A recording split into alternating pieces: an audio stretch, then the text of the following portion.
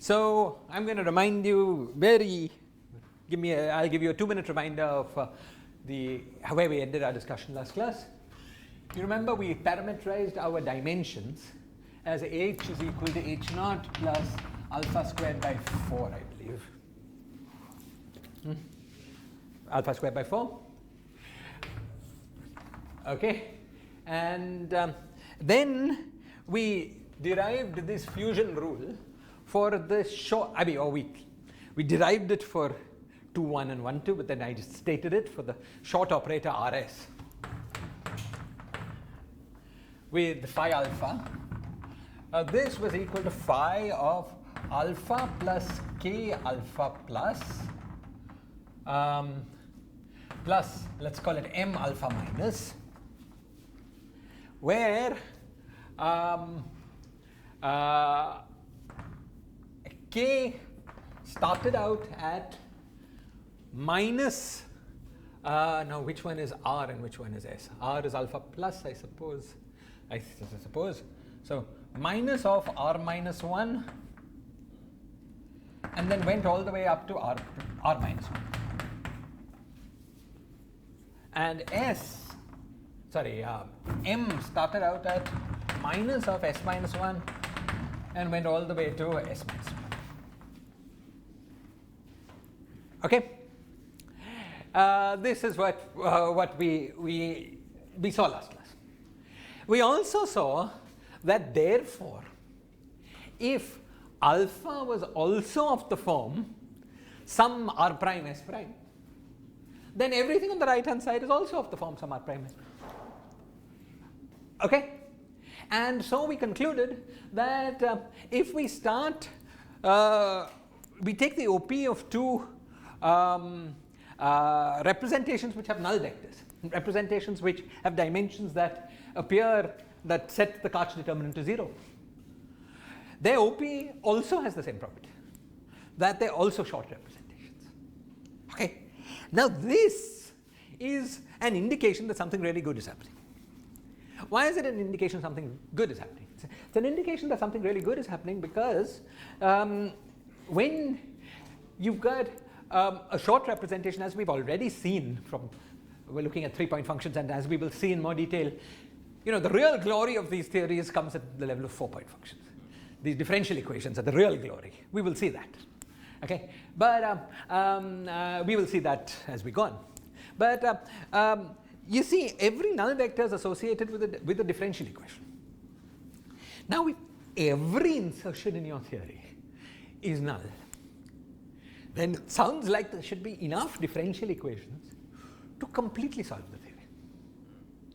Because for every position in correlation functions is governed by some differential equation. Okay? And that is going to turn out to be the case. Okay? I mean, with a couple of more restrictions, as we will now see. Okay? So this sounds very exciting. Very exciting because it sounds like the postulate that there are theories whose operators are all short, meaning all in representations that have null states, is a self-consistent one because of this OP. Okay? Great. Now, there are one or two more things that we want to see about this expansion. Let's focus on the case where every representation in the game is short. Okay, so what is our OP expansion for phi rs with phi r prime s prime? Okay, so of course what we're going to get is equal to phi mn, and we just wrote it down last time. We wrote down that we have m is equal to r prime and then minus r minus 1 all the way up to r prime plus r minus 1.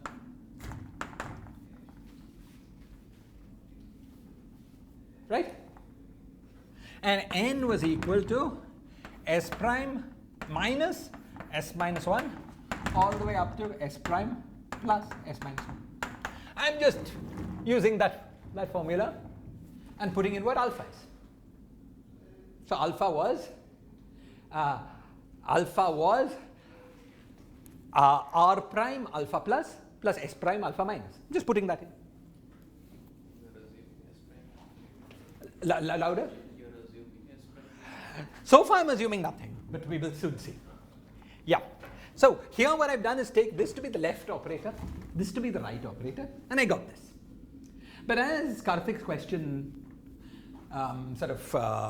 points towards, we could also have done it the other way around, because we worked out this fusion assuming there was only one null, operator with null states. But actually now we've got two.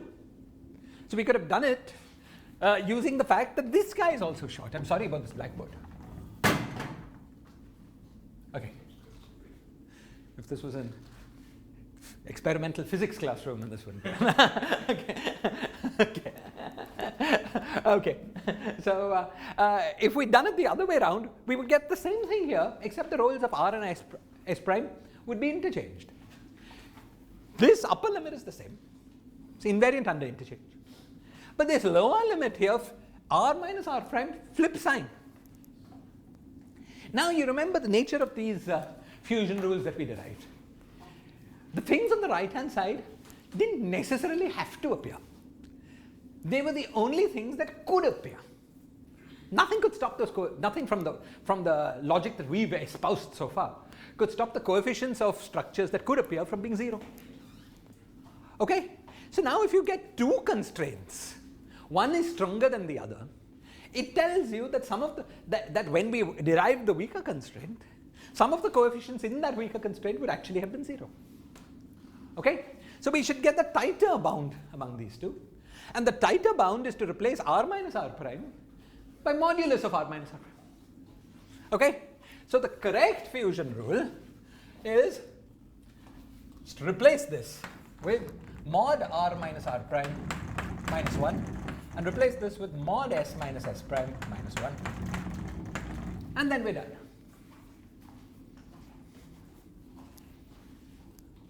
Okay? So this is the correct fusion rule. Okay? This is the correct fusion rule for our theory. Excellent. Now, I have one question. yes. So, using Cauchy determinant, we now know all the null vectors. We know all the dimensions at which we have null vectors. And since we have read very early class this formula where one null vector and a string of other operators, and if we act on the appropriate operator on this correlator, we will get a differential equation. Yes. And that gives us some constraint. Yes. So now we have all the null vectors specified to us by Cauchy determinant, and we have these differential equations. Differential equation, yes. So why go to you mentioned that because this fusion rule is closed. Okay, you see, I think I understand your question. The point is this, that we have null vectors for correlation functions involving, we have differential equations for correlation functions of short representations. But it could have been that the theory had some short representations, some representations whose h is at values HRS, where the Cauchy determinant vanishes, and some long representations. In fact, in higher dimensions, that's almost always how it plays out. Okay? In higher dimensions, it's almost, okay, there are very few examples. One. Where every one is basically the free theory, and then there are deformations of it, which is the deformed free theories, higher spin currents. It's a very interesting story, but we might get there. But anyway, in higher dimensions, it's almost always how it plays out. Okay? Now, had that been the case, let's look at the correlation functions of only the long operators. There would have been no differential equation for such correlation functions. So the theory would not have been completely solvable, at least naively. Okay? So in that case, you would have had some information about the theory, but it's not clear that these differential equations would have led you to completely solve for the correlation functions. But if every operator in the game is short, then every correlation function has differential equations, and in fact has as many differential equations as there are insertions.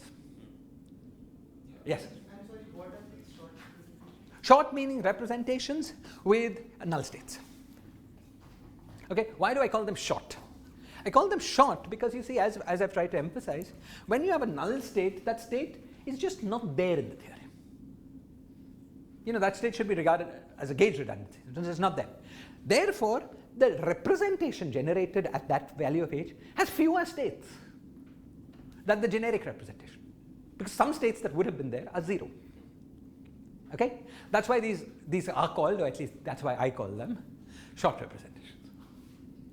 Okay, in the study of supersymmetric theories, it's a very common terminology to call representations with BPS states short representations for the same reason. Okay, I'm not sure the CFT people, I'm not so into the CFT terminology, yeah. So I don't know if they call it short representation, but it's a good name, so we can call it short representation. So why would we line up construct correlation functions with these null states? What was the reason like? You see, we have operators that have null states. Now, if they have null states, those states are 0. And when those states are 0, we derived this trick to turn that fact into a differential equation for correlation functions of these operators. Do you remember that? Okay. Therefore, when our operators have null states, then all their correlation functions obey interesting differential equations. Okay? Now, if all correlation functions you can write down obey differential equations, in fact here they are over-constrained because they obey many, many differential equations. Okay? Then you can hope to be able to solve for all these correlation functions just by solving these differential equations, and thereby turn the problem of solving a quantum field theory, which, as you know, is in general a very difficult job, into a problem of solving some differential equations. Okay? These in fact will turn out to be more or less solvable differential equations. So you turn the problem of solving a quantum field theory into a problem of solving ordinary differential equations. Why ordinary? Because it's only a function of one variable, z. It's huge progress, right? Okay? So we don't want it. It's not that way. But when this happens, these theories will be solvable. That's the fantastic thing about them. Now, solvable theories are rare. And I don't mean solvable at third order and perturbation theory. I mean solvable, exactly. Right? Solvable theories are rare. And in general, solvable theories what role do they play in physics? In any lab, you're unlikely to encounter a solvable theory. However, you may not be too far away from it. For instance, the Ising model in 2 dimensions describes many experimental systems near the critical point. But B, once you have some exactly solved models, it allows you to be sure of some things and then build a general theory for more general behaviors. So solvable models are very, very valuable in physics. Onsaga's solution of the Ising model made it clear that there existed phase transitions, and wasn't so clear to people, right? That phase transitions exist. You have one exact solution. So it's very valuable to have solvable theories. Sometimes because they model experiments, but otherwise just as sanity checks in your study of quantum field. Okay, I suppose that was more than you wanted, but just to say. Okay. And these solvable theories will not turn out to be too unnatural. You will see. They will include the 2-dimensional version, of course it will be trivial, but the 2-dimensional version of the Ising model. But they will include many more interesting theories, you'll see. So, surely it's wonderful that we can solve them. I personally feel that this body of knowledge, is one of the significant accomplishments of theoretical physics. It's beautiful, it's relatively simple, and it will live forever, I feel. It's just fantastic stuff. Okay. Okay, so let's keep going. Okay. So we've got this fusion rule. Now, if we look at this rule, it looks like there's no end. I start with, let's say, phi 1 comma 2, I act on phi 1 comma 2, I will generate up to 3 and then 4 and just it will keep going. In general, it feels like this fusion rule, unless there's some reason that it won't happen, will go on to R and S going up to infinity. Note that, by the way, that if you start with that, the things on the right hand side always have positive values of R and S, right? Because you get this mod R minus S. Okay? But at least in the space of positive values, it looks like you can just keep going. Okay? Now, if you've got a theory with an infinite number of fields, even if you've got a differential equation for every operator, it's hard to just once and for all solve for the whole theory because there's an infinite number of fields. Maybe you can manage. But would be even nicer if all operators were short and there were a finite number of fields. I mean, that would be really cool, right? Okay? So let's ask, is there any situation in which we will have all operators short and a finite number of fields? Okay. Now, there's this the answer is yes, of course. And there is this very nice little trick that allows you to understand how and when this happens. And to understand this trick, we draw this diagram. We draw a diagram with R here and S here. Okay? These are just integers. Okay, so we just draw a lattice of integers.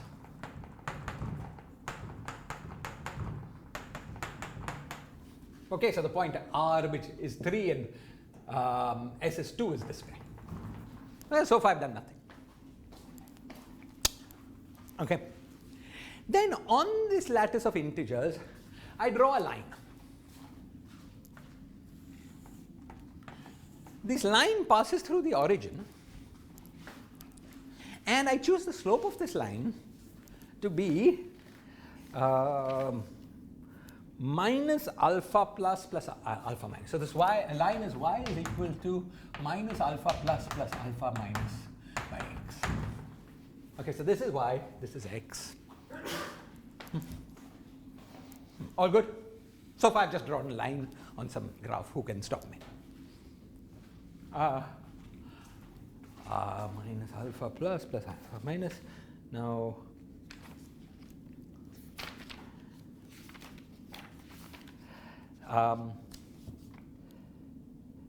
yeah, and remember of course what alpha plus and alpha minus were, just in case we've forgotten that. Alpha plus was equal to square root of 1 minus c plus minus square root of 25 minus c divided by square root 24. So alpha plus and alpha minus, just some numbers that determine the central charge. We're interested in c being less than 1. Okay, so alpha plus is a positive quantity. Alpha minus is a negative quantity. Okay, and so this slope here is a positive slope. Okay, good. Now, the reason this line is of interest is the following. Turns out that if you do this construction, you choose some particular value of R and S, let's say this guy, and you draw the normal from this point to this line, and look at the distance between these 2 points. So look at the distance between this point and the line. Okay? That distance, let's call that distance delta. Okay? Then I'm going to now show you that HRS, the dimension of the operator associated with the RNS, is equal to H0 plus delta squared by 4 into alpha plus squared plus alpha minus. Maybe that's on the top. Just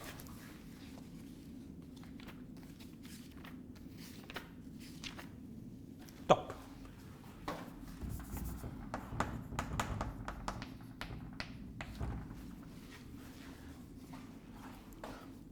Okay, this sounds like a totally weird claim, right? I mean, where did this grid come from? Where did this construction come from? Doesn't matter. We're going to check that it's true. And let's check it. Okay, the check is elementary, but I'm doing so little algebra in this class. I thought one or two we should do just so that we keep ourselves honest. Okay. Okay.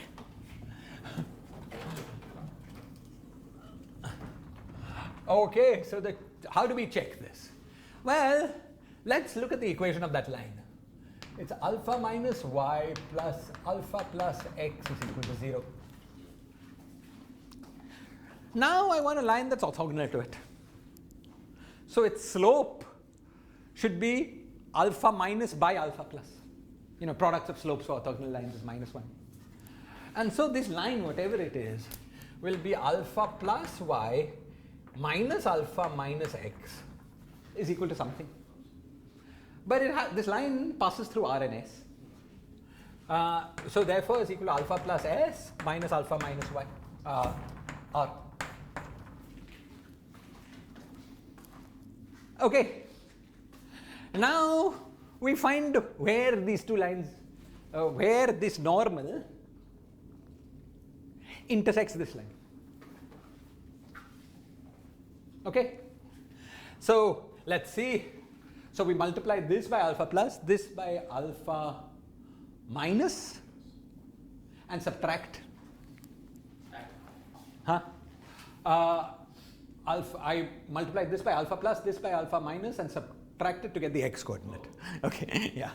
So alpha plus square plus alpha minus square into x is equal to, and I subtracted after multiplying this by alpha minus. So minus alpha plus s minus alpha minus r. Right. Similarly, we can do what Karthik wanted. We can multiply this by alpha minus, this by alpha plus, and then add. Okay. And then I will get alpha plus squared plus alpha minus squared into y is equal to, I've added, after multiplying this by alpha plus. So alpha plus into alpha plus s minus alpha minus r. Please check me, we'll get it wrong, I'm sure. Okay. Great. So, oops, sorry. Let's keep this here. Okay. Now what we want is x minus r. So r plus alpha minus into alpha plus s minus alpha minus r by alpha plus square plus alpha minus square, whole thing square. I want delta square. So delta square is equal to this plus, please watch and correct me if I'm doing it wrong. And then this minus s.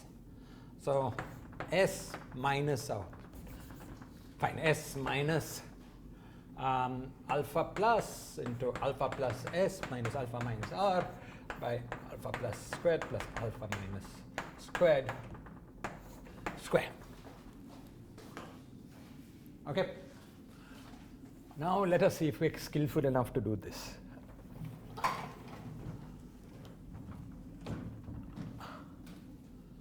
Actually, it wasn't much point. I'll just go ahead.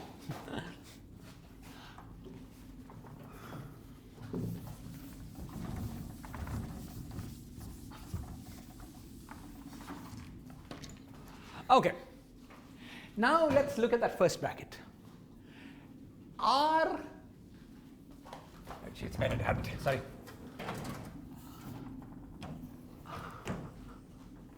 R here multiplies alpha plus squared plus alpha minus squared minus alpha minus squared. Okay. And so we get R into alpha plus squared, and then S multiplies alpha plus S, alpha minus.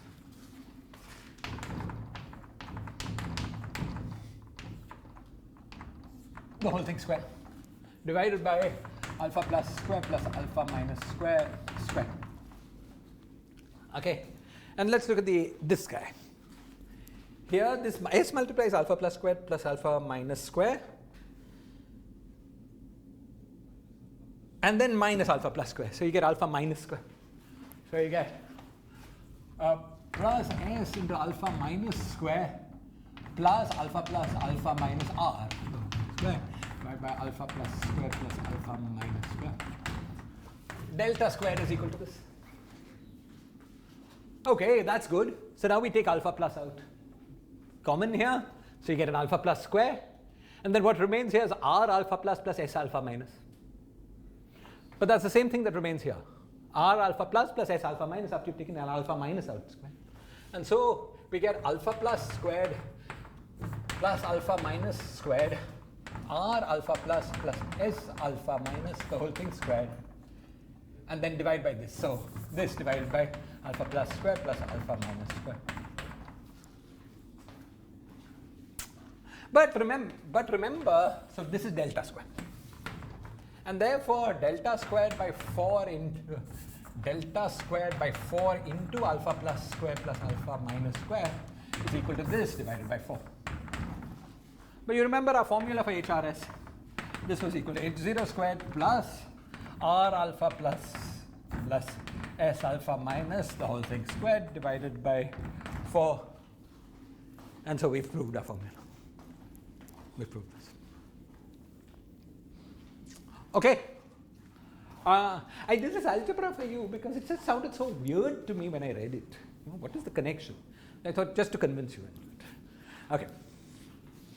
Okay. So, what have we learned? We've learned that there is a geometrical way of understanding what the dimension of the R Seth operator is. You take this H0, which is something overall. By the way, it's a negative number when c is less than 1. I'll remind you what H0 is.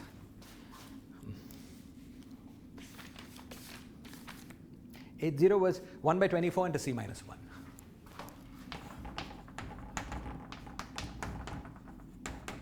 Which is some negative number. Okay? And then you add to it the distance between this point and this line squared by 4. And then some alpha plus square, some constant. What is the important thing?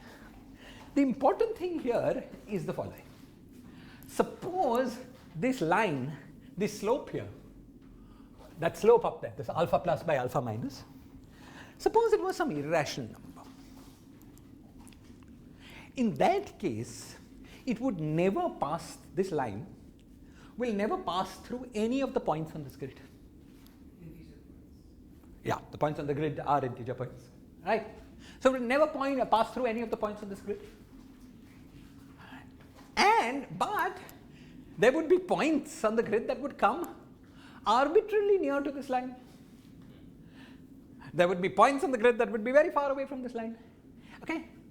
In this case, unless there's some other magic that happens, and there's no indication that there is, we would get the spectrum of operators will have a spectrum of dimensions that would be sort of really crazy. Because there would be, in particular, there would be dimensions at H0 and then plus some number theoretic kind of density in the neighborhood of H0.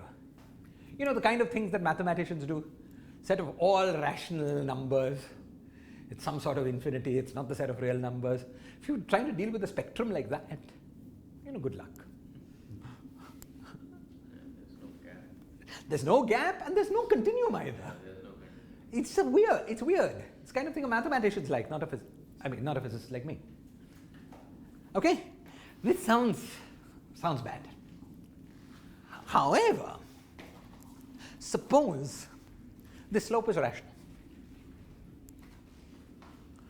Then the slope runs through a point. So there is some point which has the same dimension as the origin. Namely, it's 0. I mean, some point that has the same dimension as 0, 0. Okay? In that case, maybe you find some repeating spectrum. Maybe, of course, there's an infinity of points, but maybe there's a unit cell, the dimensions just keep repeating. Okay? Let's see if that's true. Okay? So suppose we consider the following situation.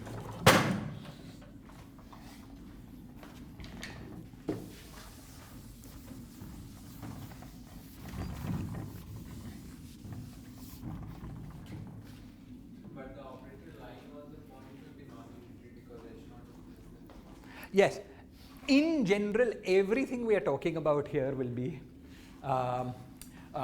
non-unitary. We'll see what we will have to do to make this thing unitary. Okay. Yeah. Right. Okay. So, right, exactly. So now let's see. Suppose what we do is to set p times alpha minus plus, call that p prime times alpha plus is equal to 0.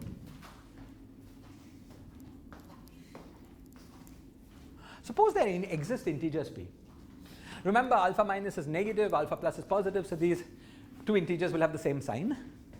We will see that everything will depend on ratios, products, and so on, so we can just take it to be positive, take them to be positive, p and p. Okay, so this is a statement, we can multiply it overall by minus sign. Just take these two things to be positive. Suppose we can find two positive integers, p and p prime, such that this is true. Now, remember what alpha plus and alpha minus were. They were these guys. So this statement is a statement that allows you to determine, for instance, the central charge in terms of p and p prime. And in fact, for all formulas for everything become, so you should think of p and p prime as completely defining the theory, because in particular determines the central charge. Okay, it was for this reason that we had this second representation of the.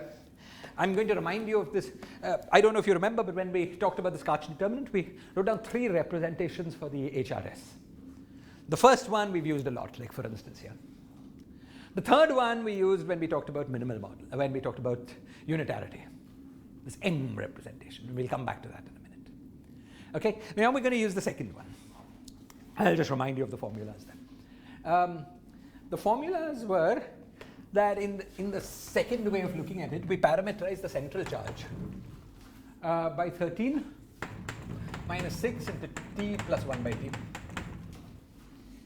Okay, and in terms of this parameterization, we had HRS was equal to 1 by 4 r squared minus 1t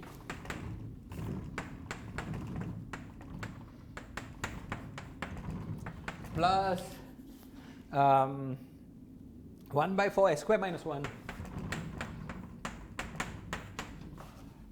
I think 1 by t, yeah, t plus minus half rs minus 1. Okay, and there was also this lovely relation that told us what alpha plus and alpha minus, say alpha plus and alpha minus that we've been dealing with so much. Alpha plus was in terms of t. Alpha plus was equal to square root of t. Alpha minus was equal to 1 by square root of t. And therefore, of course, alpha plus divided by alpha minus was equal to t. Okay? So the ratio of alpha plus and alpha minus is this parameter t. But what we've done here is specify the ratio of alpha plus by alpha minus. The specification is alpha plus divided by alpha minus is equal to minus p divided by p prime. And therefore, what we've done in this situation, we've identified t is equal to minus p divided by p prime. Okay? And so now we can just apply all the formulas here by substituting that value of t. So let's do that. Let's obtain a formula both for the central charge as well as for HRS. Okay, so for the central charge we find 13 minus 6 into minus p by p prime. So make it plus p by p prime plus p prime by p. Okay. let's put that in the form these guys like. They want to write it as, okay, let's see if we can do that. So we'll write this as 1 plus 12 plus 6 into p by p prime plus p prime by p, which is equal to 1 plus, and now take 1 over p prime common. So 12 p prime plus 6 p squared plus, there should have been a minus sign somewhere. Minus sign, did I get? There's a minus sign here. Sorry. Minus. Oh, the minus sign went. Plus. Okay, I'm going to get what I get and then we will see.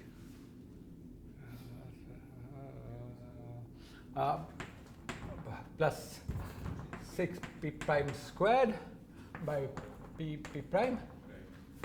So I'm getting 1 plus 6 into p plus p prime, the whole thing squared, by p prime. They're getting it with a minus. So what have how have I messed up? Let's see.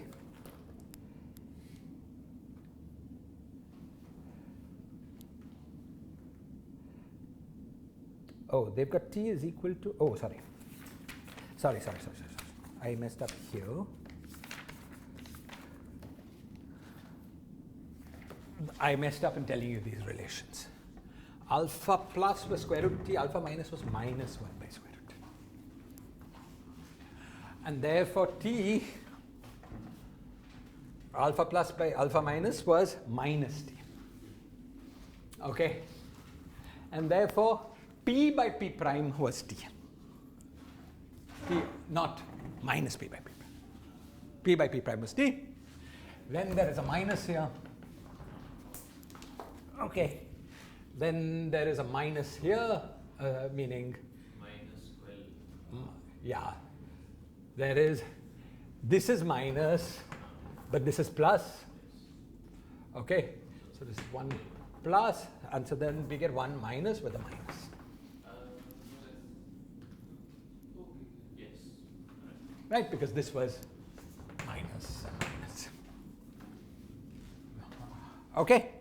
So this is their formula. This is a famous formula for the central charge of these PP prime minimal models, as we will soon begin to call them.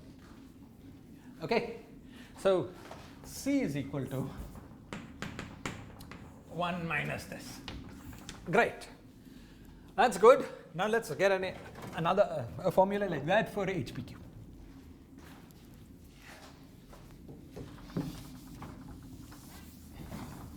HRS.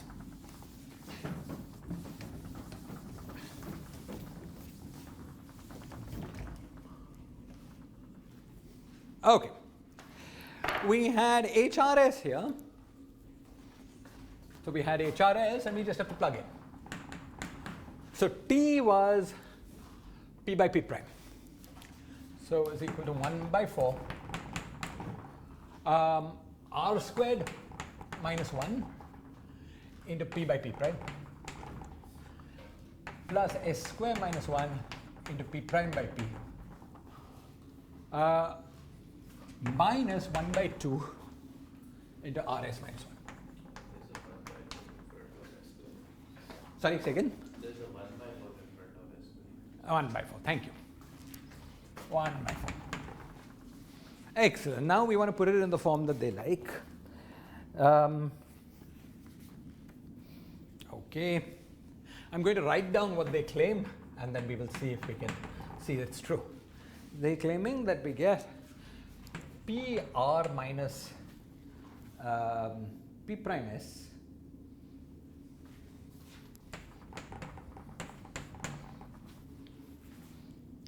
minus P prime, the whole thing. Divided by 4P prime.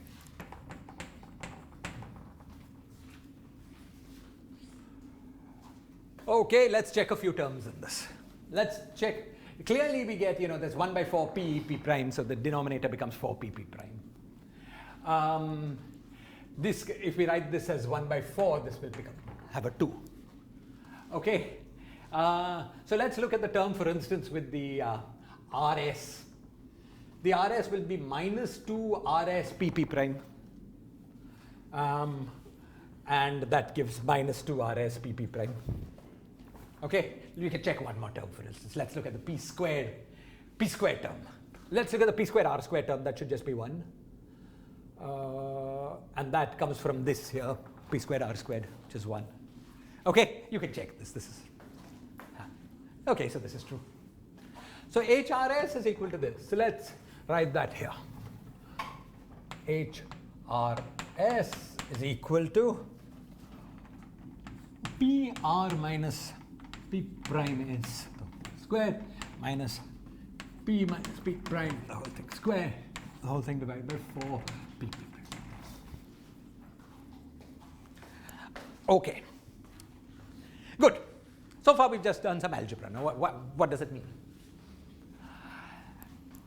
These formulas have many remarkable properties that I'm going to list, and we can check them one by one.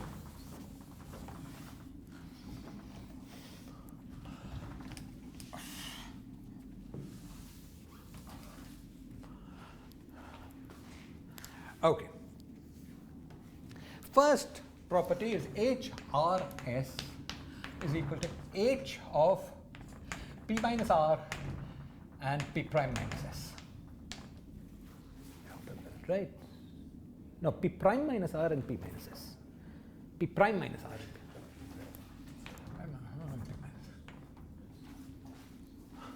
prime. Okay, so why is this true?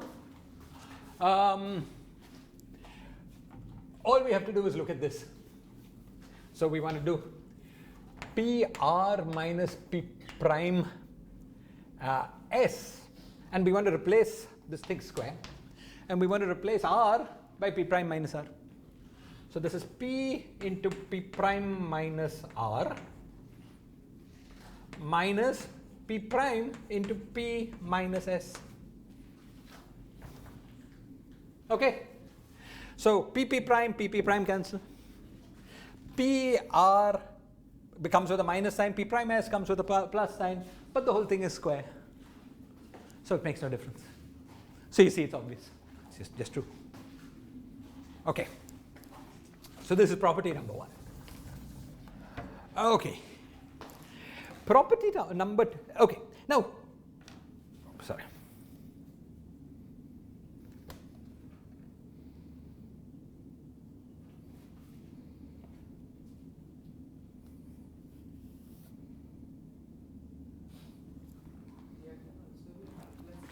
What? Yes. So H of R plus, is it P or P, I think.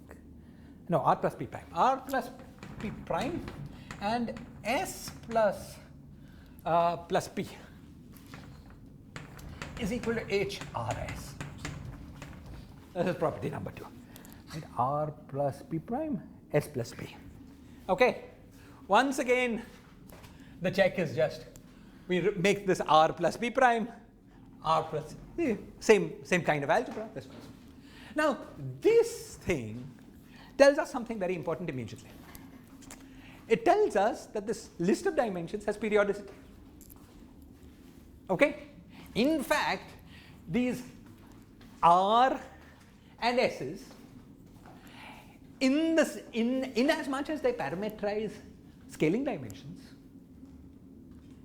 they run over finite number of values. R runs from 1 to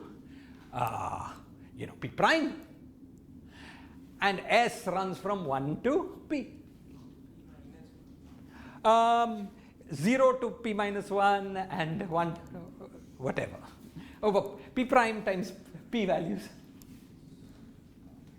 Okay, so we have what we hoped for, namely that we've got short representations with a finite number of scaling dimensions. Okay, next point. The next bit of algebra one can check is this. Oh, by the way, this is what this means. What does this statement mean? This statement means that a primary which is HRS therefore has a null state at level RS. But it's also HP minus R, P minus S, and therefore also has a null state at level P minus R, P prime minus R and P minus S. With same C and D. C is, everything's the same. It's the same operator. Okay, it has some dimension, let's say square root 2, whatever, it's something. That dimension is both HRS as well as H, P prime minus R, P minus S. Okay, but if you have an HPRS, then you have a null state at level RS. But if you have an H, P prime minus R, P minus S, you have a null state at level P prime minus R times P minus S. So every operator in the game not only has one null state, it actually has two. Amazing, right? That's what the meaning of the first statement. What? They are degenerate in that module. No, it's a separate statement. There are two null states. The fact that the null states themselves are degenerate is another statement. It's this original module is doubly degenerate. Has two null primaries. Amazing. So you get two differential equations. Okay. They may not always be inequivalent, but in general they will. Clear? I don't understand why the second statement is. Periodicity? No. How is it different? Like both give almost the same. Don't they give the same Yeah. information? Yeah. No. The first thing is basically identifying different operators. This second thing. It's saying that if you have RS or P prime plus R times S, that's not a different operator. Okay? Whereas the guy up there it's true. This is also some sort of identification, but it tells you about a second null state. Now, in some sense you're right. In some sense this also has null states at level R plus P prime times S plus P, but that will carry no new information. It will just be the same information as having the null state as the original way. Whereas this other thing carries new information. Okay, so I agree with you, Rajat, that both of them are giving you identifications. So it's telling you that instead of having P into P prime different operators, roughly, maybe I'm getting some ones wrong, you'll have P into P prime by 2 distinct scaling dimensions. But each of these scaling dimensions will have two physically inequivalent null states. Okay. So are you saying that you can reach that P prime minus R and H of P prime minus R P minus S with two null states? There will be one null state that corresponds to this fact at level P prime minus R and P minus S, and another null state that corresponds to this fact at level R, S. We'll be able to construct these null states, as you will see. Why does the other condition that R plus P prime, the second statement is that the dimension of these two operators are the same. Yes. These two are identical. Yes. Why did we say that this does not give any new information about the null? Yeah.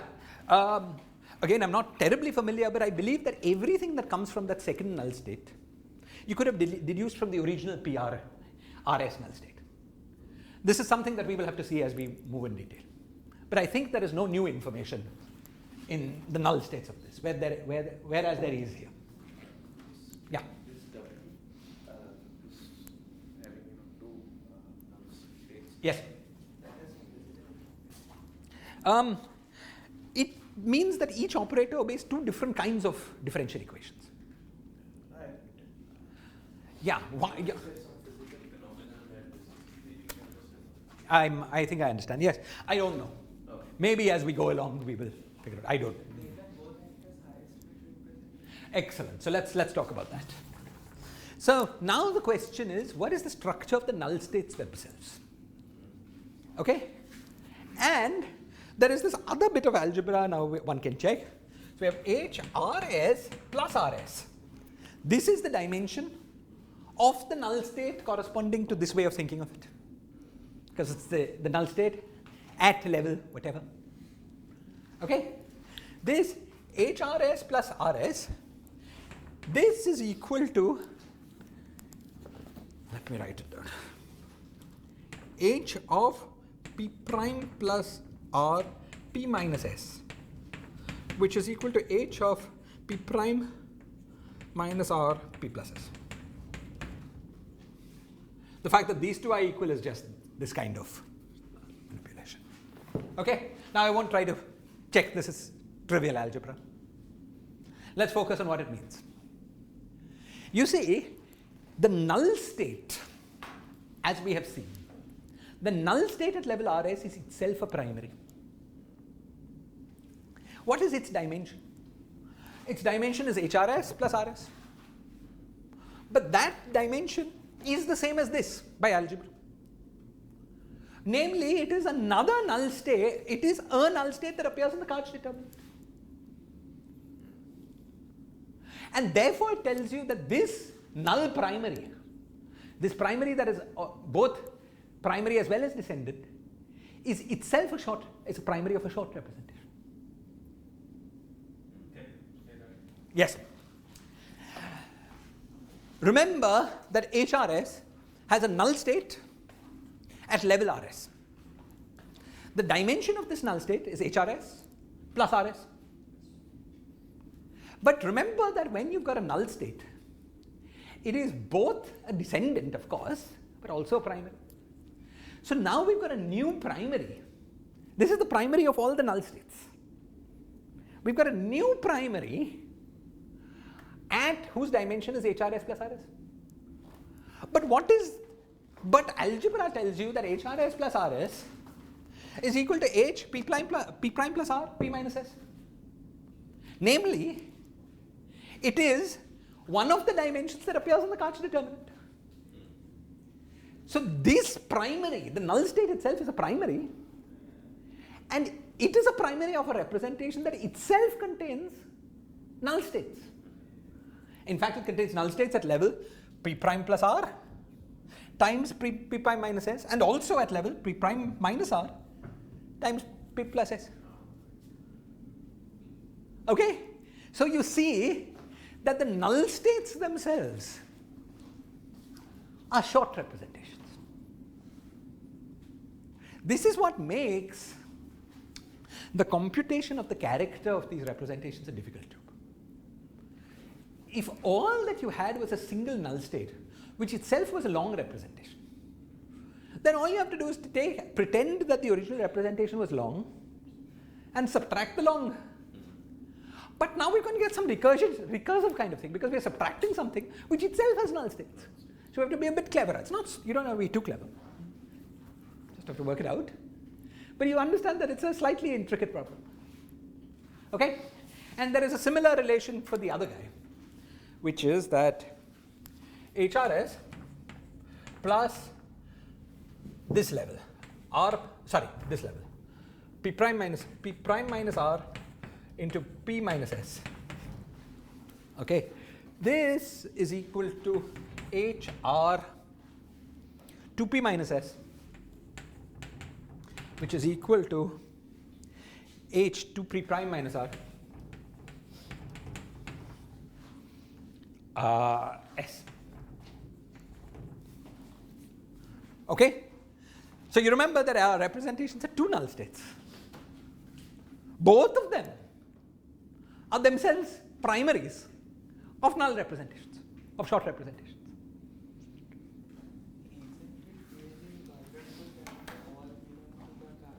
Yeah, it's amazing. It's amazing.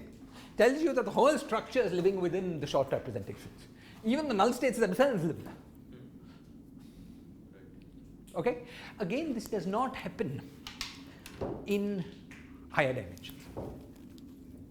You know, for instance, a typical null state in higher dimensions is that of the equation of motion of a free scalar field. You've got an operator whose dimension is d minus 2 by 2, it's a free scalar field. It has a null state which is at dimension d minus 2 by 2 plus 2. which is just del square 5. The original state was null, but this equation of motion is a long representation. So the structure in higher dimensions of this representation is much more trivial, much more intricate and beautiful in 2 dimensions. Okay? Okay, great. This is this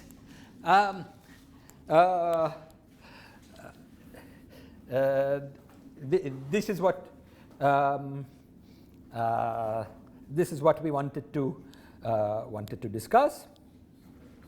Yes. So, are you saying that in higher dimensions, this sort of structure can never exist, or you're saying that it is uncommon? Okay. In higher dimensions, for instance, in d equals 3, you can just classify all short representations. Okay? And these short representations, there are very few of them. It happens that have null states that are themselves short. But that null state, its null state turns out to be long. So you never get an infinite chain. Right. I see. Okay? It ends. It ends somewhere. Okay. Yeah. When we study supersymmetry, for the superconformal algebra, you get infinite chains. And that is the heart of the definition of the superconformal index. Okay, so superconformal algebras in high dimensions have more interesting representation there. Okay, but conformal algebras are rather trivial in high dimensions. As far as these, this property goes. Okay. Fine. So we've looked at this whole set of okay, these guys, by the way, we will call non-unitary minimal models, or the p comma p prime minimal models. Actually, I haven't really told you what the theory is. I've just told you what the central charge is, and I've told you what the possible spectrum of holomorphic operators is. Okay. However, in order to tell you the full theory, I need to tell you many things. In particular, I need to tell you what is the actual spectrum of operators in the theory. Now, we've got a certain number of choices for these holomorphic, all these RSs that run from 1 to p minus 1, that range we talked about. You can divide that by 2 because of this reflection. Okay? So we've got roughly, maybe with some one subtraction, p into p prime by 2 different operators. Okay? But that's for the holomorphic guy. Let's call that number, whatever the number is, let's call it n. We've got n possible holomorphic operators. Also n possible anti-holomorphic operators. So you might naively have thought that the most general number of operators would be n squared. But there are other constraints when you study conformal field theories, including the constraints of modular invariance. We've already seen that when we studied, say, the free fermion. If you remember, we had to impose this GSO projection in order to get a spectrum where the theory was modular invariant, or equivalently, where correlation functions of all operators were mutually single valued. Okay? It's easy to understand that in general, if you take arbitrary operator on the left and arbitrary operator on the right, and take 2 of them, the OPs will be such that they will not be single value. One way of ensuring that you always get something single valued is that whatever you have on the left, you have on the right. So you have a particular operator on the left, you have its complex conjugate, the same operator but with dimension, the same dimension but with z bar on the right. In that way, this theory is not chiral. Okay? So in doing that, you will never get non-single valued OPs, because whatever happens, whatever phase you pick up on the left will be cancelled by what you pick up on the right. Okay? So this is what people call, these are what people sometimes call diagonal invariance. The construction of the actual operator spectrum. What we've just talked about is possibilities. Now you have to take these possibilities and weave it together into an actual theory, like the GSO projection for the bosons, for the fermions. Okay? And one possibility that is always available to you is these diagonal projections, diagonal invariants. And these diagonal invariants also turn out to be modular invariant. when looked at properly. We will see that. We will study as we go. Okay, so this theory, with the choice of operator, with the choice, this diagonal invariant choice, left equals right, our people normally call the PP prime minimal models. Those things exist as theories. They don't exist as unitary theories. Right? They don't exist as unitary theories, but they exist as theories. Okay, excellent. Now,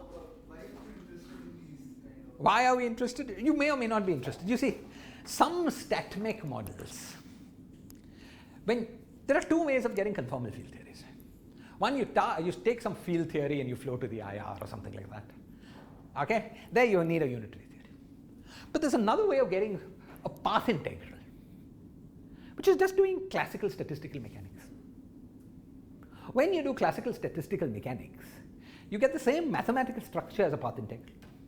But since you were just summing over configurations, there was never any Hilbert space. So it's not necessary you would land up on a unitary theory. Okay?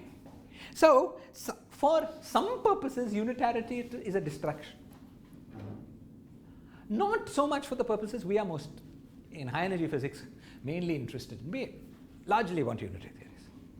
But for some purposes, it's a distraction. Even in high energy physics, there are some purposes for which non-unitary theories are interesting. For instance, on the world sheet of the string, the theory on the world sheet of the string is not unitary, because we've got the wrong sign kinetic term for x0. Okay? But it gives rise to unitary spacetime physics because of the BRST, in BRST cohomology. So having it as an intermediate device, or when we do BRST quantization, the theory before we impose the projection in BRST is not unitary, the theory with the ghosts. So for some purposes you want to study, one should never be too dogmatic, right? As intermediate steps, even for our purposes, sometimes non-unitary theories are useful. Okay, but very good. However, having said all of that, we're most interested in unitary theories, of course. Okay, so what is the connection? Some of you may be thinking, this discussion has gone all over the place. Let's review the logic of what we've discussed so far. Okay, first we discussed the Scarchin determinant. Then I just presented to you the unique solution for getting unitary theories. Do you remember that solution? It was in this M representation of the formulas. M had to be an integer 2 or greater. Okay, and then R and S had some inequalities that went to below M. You remember that? And you remember we studied M equals 3 and realized that it had the properties to be free fermions. You remember that discussion, right? Okay, but then we put that discussion on the side and started looking at null states at level 2. When we started looking at null states at general level, and when we did that second discussion of null states at level 2 and null states at general level, we did not restrict to M being an integer. We chose an arbitrary value of C. Okay? Now, this discussion gave us some restriction on C. It told us that C was determined by this T, which was P by P prime. This is sort of in the same ballpark as the restriction on C we had when we were studying unitary theories. What is the relationship between them? Is the question clear? Okay, so now I want to go back and make contact once again with our study of the unitary theories.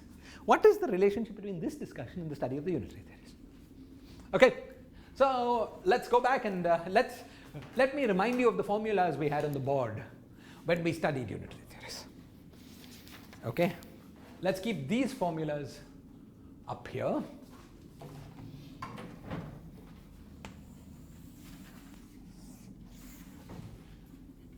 you want to take the intersection of this set of theories with Exactly. Okay.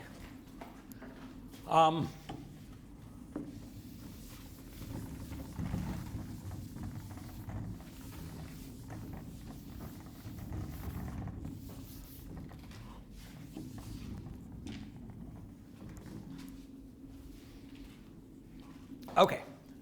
So let me remind you of the formulas we wrote down in that discussion. In that discussion, we wrote down C is equal to 1 minus 6 divided by m into m plus 1.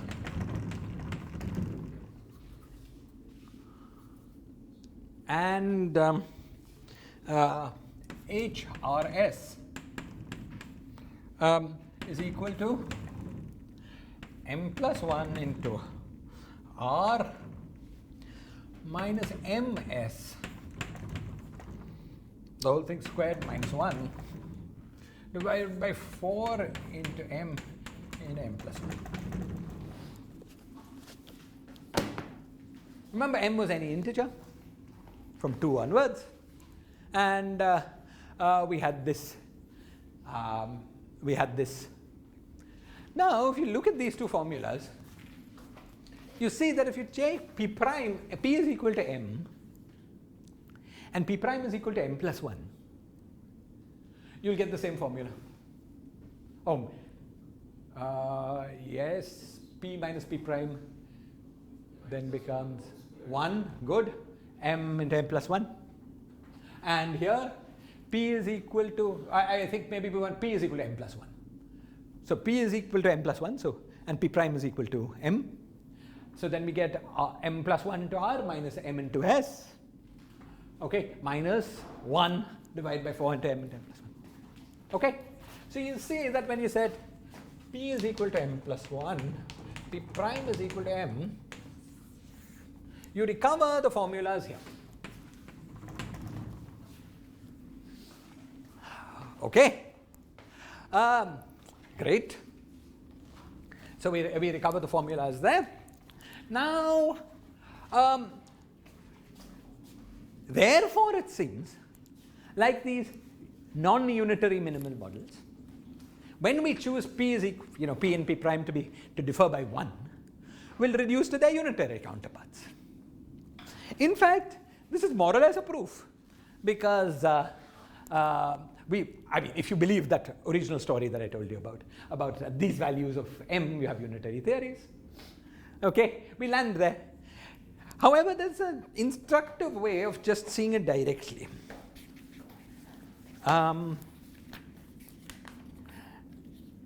Which goes like this. Okay.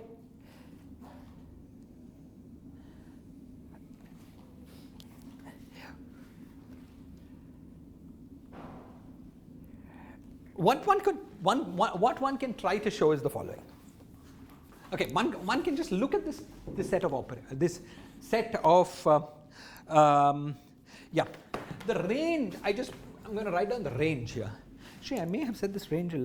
Okay, I'm going to write down this range here. Maybe you said it right at some point. The range here, we have to wonder why. So R is equal to 1 to p minus 1. P prime minus 1, and S is equal to 1 to p minus 1. Really, it's interesting that I wonder what happens at the edge, at p prime. What was the reason that is? Does it never appear at the OP? Just a minute.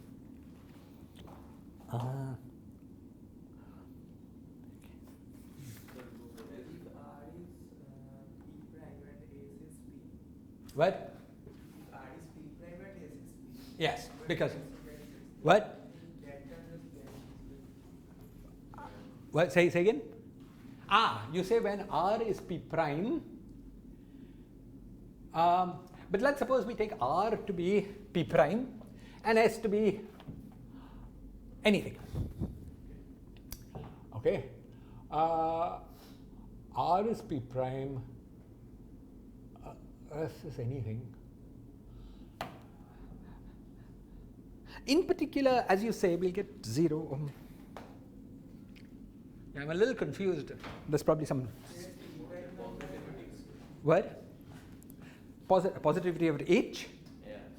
No, but in the original study of non-unitary minimal models, There's no positivity.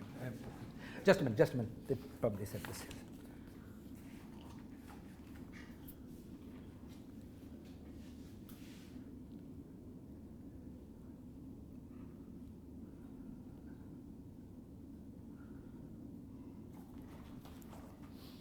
I wonder if maybe P prime.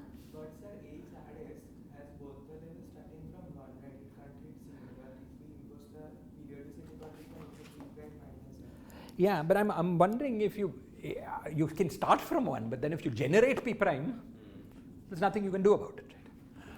Right? Just a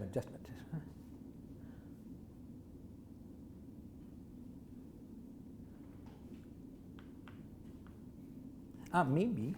Maybe in this, let's take a minute to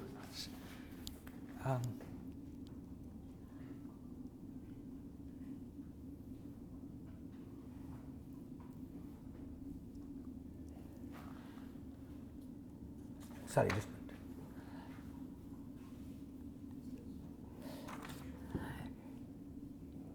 Could it be that those guys don't appear? They don't appear?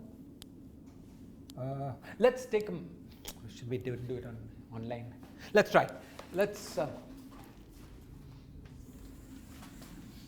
I'm wondering if this mod 2 prevents that guy from appearing. Just let me look.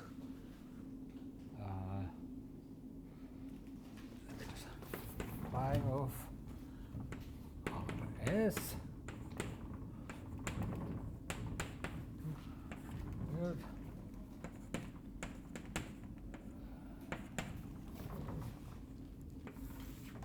Phi Mn.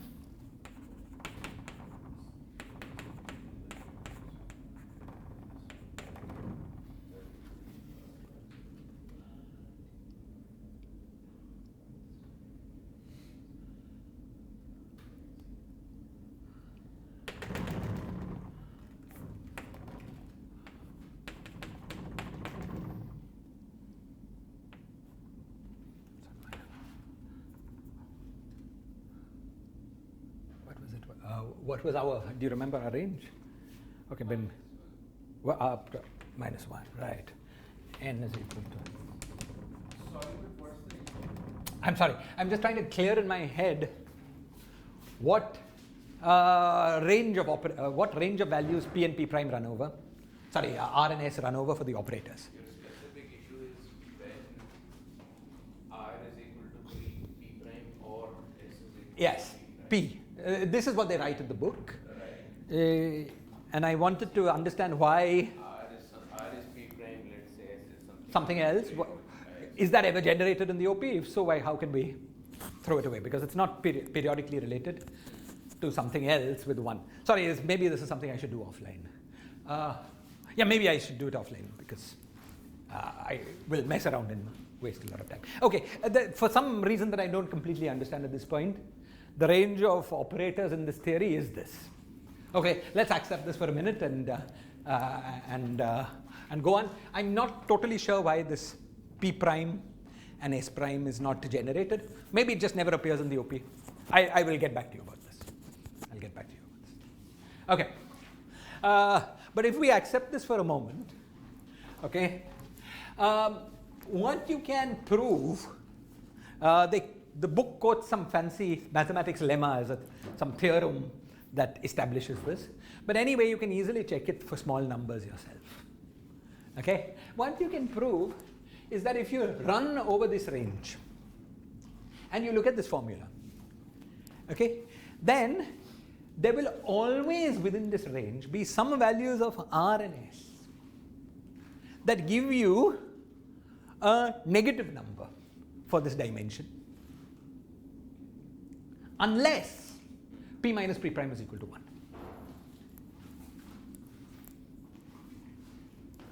Okay, so this I will leave for you to look at yourself. You can try for small numbers. It's sort of nice to see that happen. Unless P minus P prime equal to 1, if we just plug You choose P is equal to 5, P prime is equal to 2, let's say. and then Start looking at all values of R and S. The point, of course, is that there's this minus here. So when P minus P prime is large, you get a large negative here. And then you can adjust R and S to make the difference between these two smaller. Okay? But you cannot make that difference smaller if that thing was 1. That's basically the point. Okay? So you can just check this yourself, that this is the case, that all of these minimal models, all of these PP prime minimal models have dimensions H, which are some operators which have dimension H which are negative, unless P minus P prime is equal to 1. Okay? So that is of course a necessary condition for unitarity, that H's are not negative, and that necessary condition matches with the sufficient condition we talked about last time, that you are in this M range. So to repeat, Yes?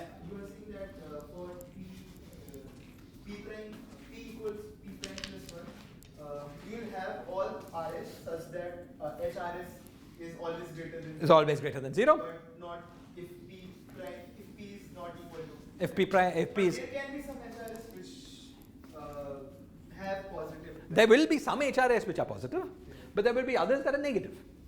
The point is that you will always be able to choose this R and S to cancel P minus P prime more than P minus P prime itself cancels. What? Is this lemma related to this PCD? Yeah, it's that kind of thing. I'll quote the name of the lemma, Bazout or something like that. Bezout's lemma. Okay, but okay, it's probably something very easy to convince yourself is true. Yeah, this is just that, so you can write the HCF of P and P prime as PR minus P prime minus S, and if P minus, let's say they are co-prime, then this is equal to 1, and then P minus P prime, if that is greater than 1, then this becomes a negative number. Say it again, say it slowly. Maybe this is easier. Okay, so this is this. I think the thing that is happening here is that PR minus P prime S. This can be this this set the Contains smallest 1. number. In this set is supposed to be the HCF of P and P prime. Now, assuming that these are co-prime numbers. The smallest number will be 1 in this set. And then P minus P prime. Exactly. To make this. So this is 1, but this is more than 1, so it's negative. Right. Yes, and the statement that in this set the smallest number is always 1. Yes. This is something obvious. So there is a very beautiful set theoretic proof of this. Okay.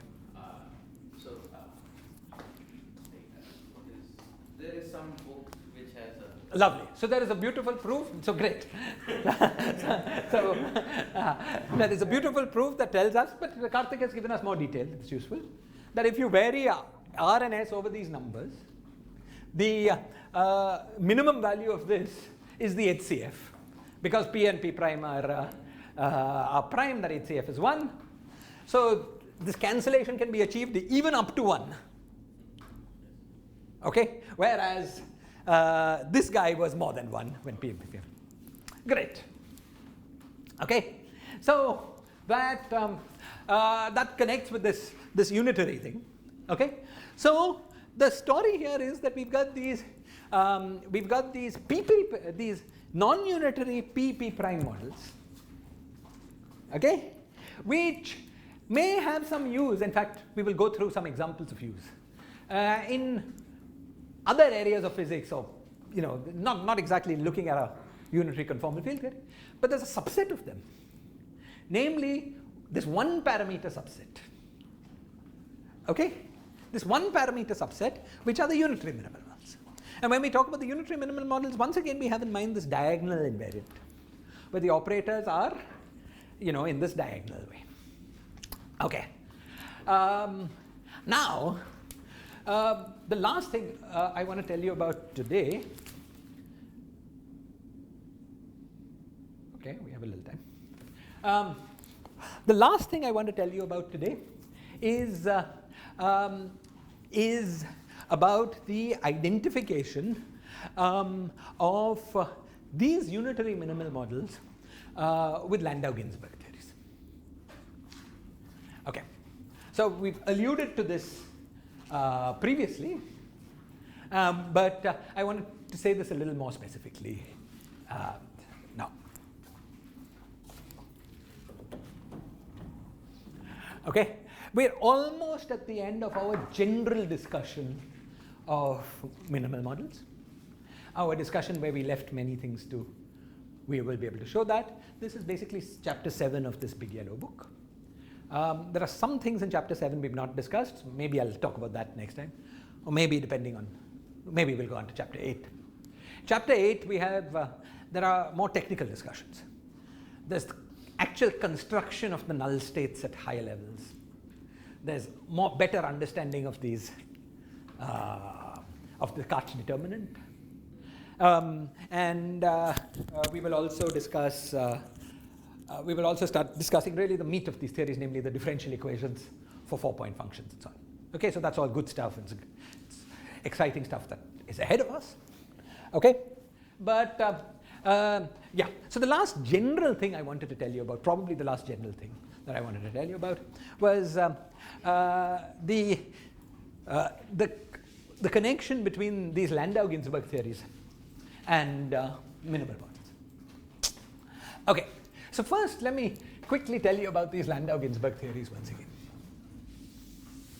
So in some sense, Landau-Ginzburg thing will be some kind of Lagrangian description. Yes, Lagrangian description. So all the unitary minimal models have unitary, have Lagrangian description, which is sort of very nice.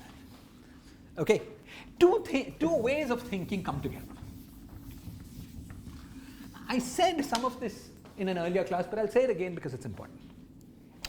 Okay, let me remind you how, one of the great initial accomplishments in the study of phase transition was the construction of the Wilson-Fisher fixed point, which describes the Ising model in 3 dimensions, which describes water, the critical point of the water phase diagram, which describes many, many things in physics. Right? Let me remind you how people constructed this. This theory. How Wilson and Fisher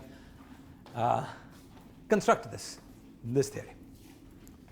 Okay. Let me remind you that about the beta function of the phi to the 4 operator in 4 dimensions. Okay. So in 4 dimensions, if you take a phi to the 4 operator, okay, there is this statement that people like to make. At least when I was a PhD student, it used to be made a lot. People perhaps a little less comfortable making it now. Anyway, but the statement that people at least used to like to make, which is that there does not exist a non-trivial conformal field theory, so non-trivial quantum field theory, that is well defined all the way to the UV of a single scalar field in 4 dimensions. Okay, it's sometimes called the triviality of the phi to the 4 theory. Okay, and I want to explain this fact to you.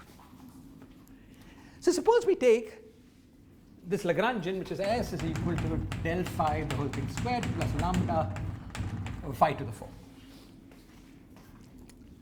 Okay. Now, and we look at d lambda by d log lambda. Let's call it g. So there's not 2 lambda. dg by d log lambda. Okay. We look at the beta function. Now, the beta function could have a linear term in G, quadratic term in G, and so on. Linear term in G is given by dimensional analysis.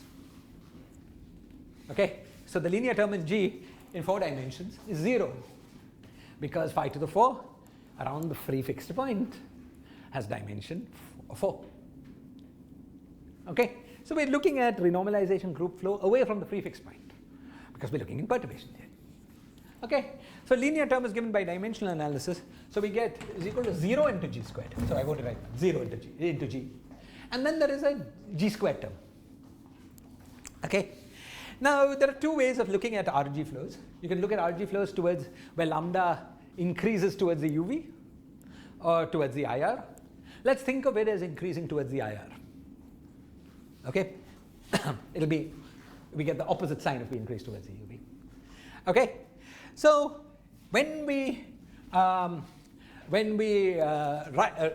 look at the number, there's some g squared term which you can calculate. When we look at that number, we find that this number is negative.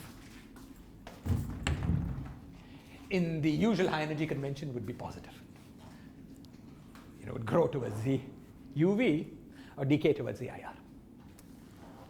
Okay? And when you solve this equation, this is an easy equation to solve, it's a differential equation. And when you solve this equation, you can solve it towards the UV. Okay? Maybe I'll write positive, maybe I'll treat this to UV. Okay. And I'll write positive. So decays towards the IR grows towards the UV. What? It's marginally irrelevant. Okay? And when you solve this equation, ignoring all the higher order terms, just treat it as a differential equation problem, you find that if you take G naught to be any finite value, at a fixed value of lambda, then you will find a value of lambda, sometimes that people call it the Landau pole value, at which G blows up. And then you cannot solve this differential equation for higher values of lambda. Now, of course, this solution is not reliable. The solution is not reliable because, as G grows, to ignore the G cube and G to the 4 and so on is ridiculous. But it may give you an indication of what's going on. May suggest to you that the only way of getting a theory with a coupling here is to start with a cutoff theory at some value of the coupling. If you start with a cutoff theory at any cutoff higher than the lambda pole, because the coupling as it goes to the IR decreases, it will have decreased to below the value you want. In particular, if this message is correct, then as you take your cutoff to infinity, the coupling at any finite value will go to 0. Okay? And there is extensive evidence for this statement from lattice gauge theory. Okay? People take the coupling, try to take this continuum limit, and are basically unable to find a theory. Okay? This basically suggests that there isn't a UV fixed point in the space of just theories with one scalar field that can tame renormalization group flows, whose relevant deformations define an interesting theory in 4 dimensions. Okay? So the theory of just an interacting scalar field in 4 dimensions, in modern times we've come to be suspicious of these words. What do you mean when do you say it's a theory of just a scalar field and so on? But to the extent that we, among reasonable people can agree, the kind of theory you get by putting scalars on a lattice, okay, is believed just not to have any conformal field theories. It's believed to be trivial in 4 dimensions. So in the IR it will just flow to the free theory? Just to the free theory, if you take the continuum limit. If you take the continuum limit at any given fixed value of the coupling, of the scale, you'll just get free theory. This is the claim of the triviality of the phi to the 4th theory, that the continuum limit of this theory is trivial, meaning free. Okay? Good. Sorry, Yes. So, when I'm starting at some higher energy limit, Yes. it's fine that up to a certain level I will be below the this curve this other land. But I can intersect that and go on. Well, say I didn't understand. Say again. So why are you saying that this other curve is always below the? Because the best you can do is start with infinity at this scale. Right. You could start at lower values, which will always go here. Now these lower values you'll be able to extend to higher couplings, but they're always lower. Nice. So you will never be able to get a coupling higher than the one that you did by starting with infinity at this scale.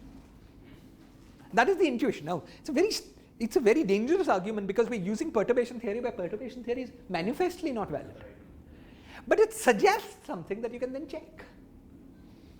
And as far as we can, nobody, this whole bootstrap program that's gone on for the last 10 years, it's not managed to find a new interacting theory of scalars in 4 dimensions.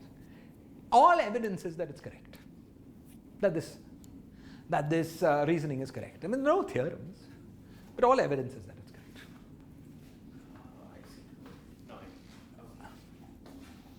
Okay? at every point you can consider both. Yes. Okay, then it goes below. Yes. Nice. Okay? Now, how about doing the same problem in 4 minus epsilon dimensions? Okay, how about working with the same problem in 4 minus epsilon dimensions? This was, Wilson Fisher's great trick, right? 4 minus epsilon, what does it mean to work in 3.99 dimensions? Forget it, just do it. Okay. Meaning, the point is that we're not associating physics with it. It's a mathematical trick as an approximation scheme, which approximation schemes are very valuable in physics. Okay, so, now what happens? Now, if you don't mind, I will once again revert to writing the beta function towards the IR, because this is natural for studying RG flows. Okay, so now moving towards the IR, in 4 dimensions we had dg by d log lambda was equal to, it was becoming low, so minus number times g squared. But let's go back to the question of whether we have a quantity that is linear in G. In 4 dimensions we didn't, but how does it go in d dimensions? Okay, let's work in 4 minus epsilon dimensions. D is equal to 4 minus epsilon. Well, the dimension of a scalar field in d dimensions is d minus 2 divided by 2. Okay, we want the dimension of phi to the 4. So that's into 2. So that's equal to 2 into d minus 2. Let's plug this. Okay, now the question of whether something is relevant or not is the difference between this dimension and the dimension in which you're working. Okay, so we are interested in the degree of relevance of the operator. Well, it's 2d minus 4, yes. D minus 2 by 2. Wait, so now we'll look at d minus 2 into d minus 2. The dimension in which we're in minus the dimension of the operator. This gives you the degree of relevance of the operator, okay, which is equal to 4 minus d, which is equal to, because d was equal to 4 minus epsilon, which was equal to epsilon. Okay, so if we were in d minus epsilon dimensions, this operator, instead of being marginal, phi to the 4, is actually relevant with relevance dimension epsilon. Note, if we took epsilon to be 1, phi to the 4 would have relevance 1. That is correct, because you see phi has dimension half, so phi to the 4 has dimension 2, and d is 3, so 3 minus 2 is 1. Okay, fine. Therefore, if we're working in the epsilon expansion, we get epsilon, you see, relevant operators grow in the IR. So we get a positive term at linear order, and then a negative term at quadratic order. Okay? Now,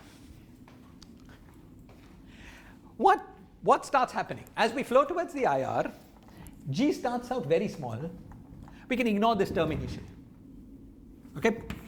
So let's say we've got G. G is some small positive number, and it starts flowing like this. Because G is positive, it becomes more positive. Okay? But at some point, this negative guy takes over. Clearly when G is very large, this beats this. So the flow is like that. So at some point, there's no flow. What is the point where there's no flow? The point is where G is equal to epsilon divided by number. Okay? Epsilon is small. Let's imagine epsilon is small. So this is at a small value. Because this is at a small value, this estimate was reliable. Because you see, let's suppose there was some other number prime times G cube. G was order epsilon, so each of these terms were order epsilon square. That's why they balance each other. But this term is order epsilon cube, which is smaller than the terms we've retained. So because epsilon was small, our procedure was self-consistent. Okay?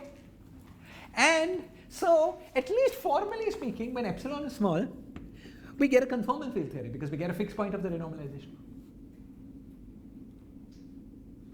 Okay? This is the famous Wilson-Fisher fixed point. Okay, I've just said it in words, but you know, this is a subject of 10,000 papers, right? People have computed, including to modern day. Our string theory colleagues, Rajesh and Anindya, in the last 5 years have improved the computation of critical exponents in these theories and so on. I mean, okay, well, it's a great thing, this theory. Fine. Of course, the reason that Wilson and Fisher constructed this theory is that they were interested in the Ising model at d equals 3. And they did this very bold thing. They said, well, we can construct this theory when epsilon is small. When epsilon's 1, our constructions go out of control. But let us hope that it continues to work all the way to epsilon equals 1. And it actually works fabulously. You know, you go to, I don't know, some third or fourth order in the epsilon expansion, just set epsilon to 1 or with some Paddy approximants or whatever they do. It works very well. It matches high temperature expansion of the lattice Ising model very well. So it's really working very well. It's correct. Okay?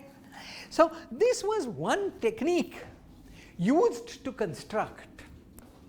reliably construct a conformal field theory in 3 dimensions, which was not weakly coupled. Right? We found a weakly coupled conformal field theory here at small epsilon. Then we had a parameter, perturbation theory, where we could reliably understand everything about this theory here.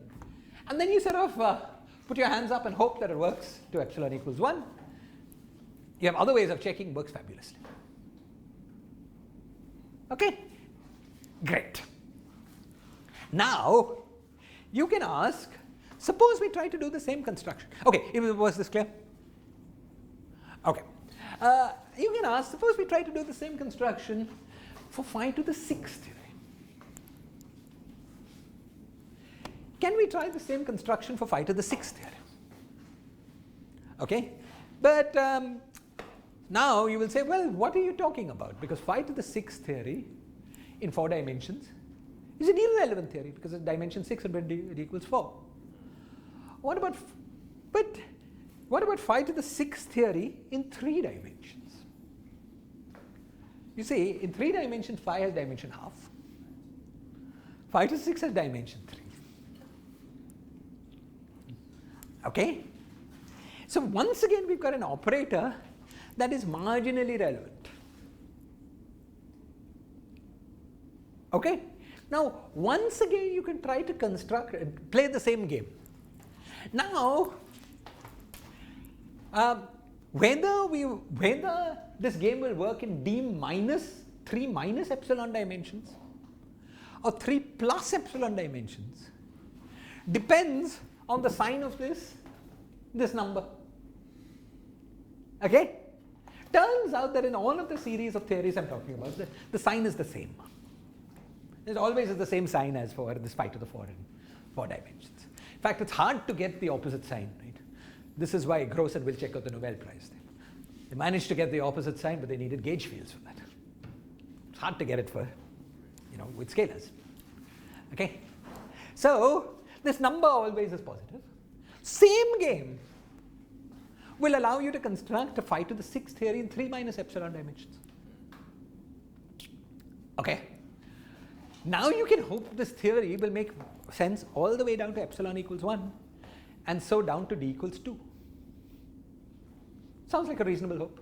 You can also hope that the Wilson-Fisher theory, the phi to the 4 theory, that was constructed so nicely, that extended all the way down to d equals 3, can also, maybe you can also hope that that works all the way down to d equals 2.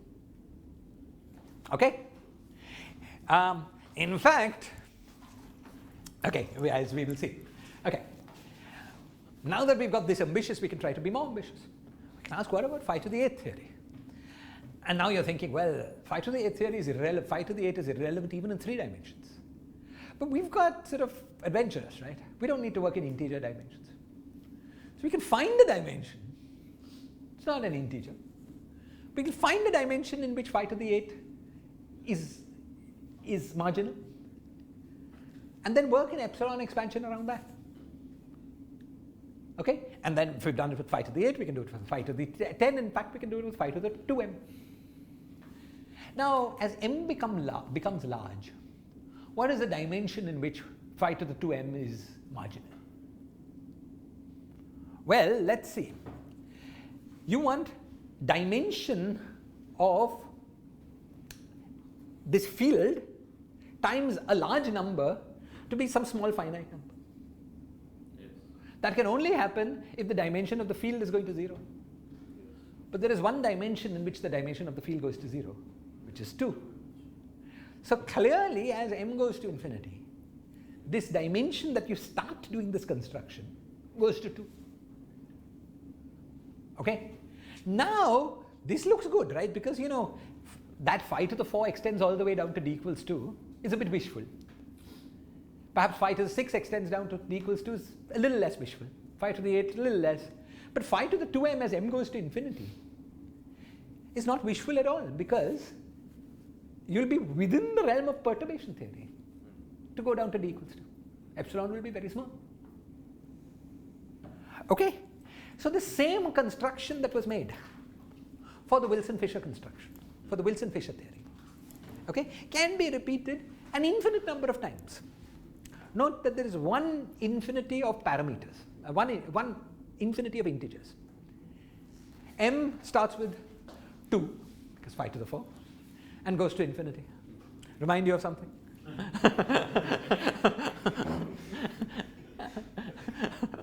Okay? Claim is that this m is that m. Okay? But this construction with phi to the power 2m, we don't want for odd powers because that leads to unstable potentials. Okay. At least naively. Quantum effects might be able to correct it, but it sounds difficult to correct minus infinity. So let's avoid odd powers. Phi to the power 2m with m starting from 2 onwards up to infinity gives us a whole series of theories. Okay? And these theories are claimed to be, there's very good evidence that these theories are the minimal models, the unitary minimal models. Of course they have to be unitary because we're doing unitary conformal field theory. Okay, now as we go on in our studies, we'll come back to this fact. Okay, we will try to see we will try to understand, for instance, some aspects of the fusion rules of the minimal models from this Landau-Ginzburg description. Okay? But for now, this is sufficient. For now, this is sufficient just to know that there is this connection. And it's, of course, a very plausible connection. By the way, yeah, it's a very plausible connection. And we will discuss it further as we go along. Okay.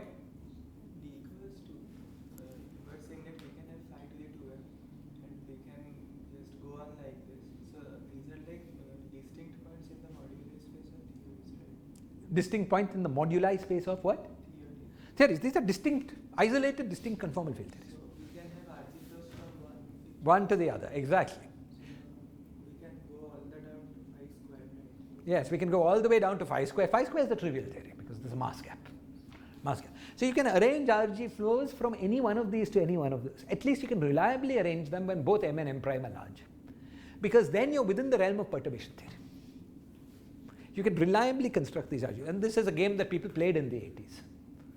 Okay. These RG flows have been studied, maybe by the Zabologikovs themselves. Okay, yeah, you can do that. And in fact, the best way to understand these RG flows is this, that you start with let's say a 5 to the 20 theory, but in that theory, 5 to the 18, and 5 to the 16, and 5 to the 14, and so on are all relevant operators. So these are the operators that will, these will be the operators,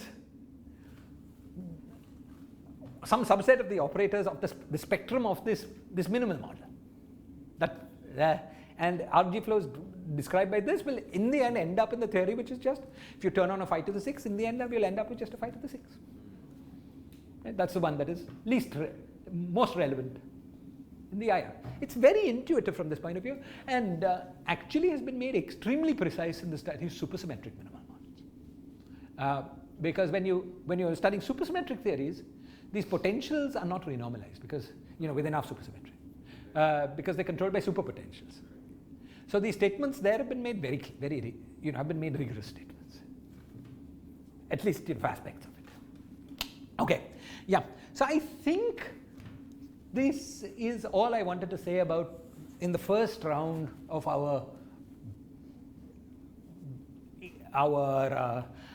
acquaintance with these minimal models. There's one more thing that you might. Would you like? So next week I'm in Japan, so I won't be lecturing. We'll resume class the week after next. In the next lecture, I could either go on to the more technical parts, or there's one other thing that might have been nice to do, which is to describe these various models that condensed matter people like, or statistical physicists like. RSOS model, all these things that you may have heard the names of, what they are, and what their low energy physics is believed to be. Would you like that, or would you like me to just go on? Would you like to do a survey of models, or just go on to the more technical study? This is up to you. No, of course, we'll definitely do the more technical, but next lecture will be, so would you like the survey first, or survey? Okay, fine. We'll do the survey and then move on to the more technical things subsequently.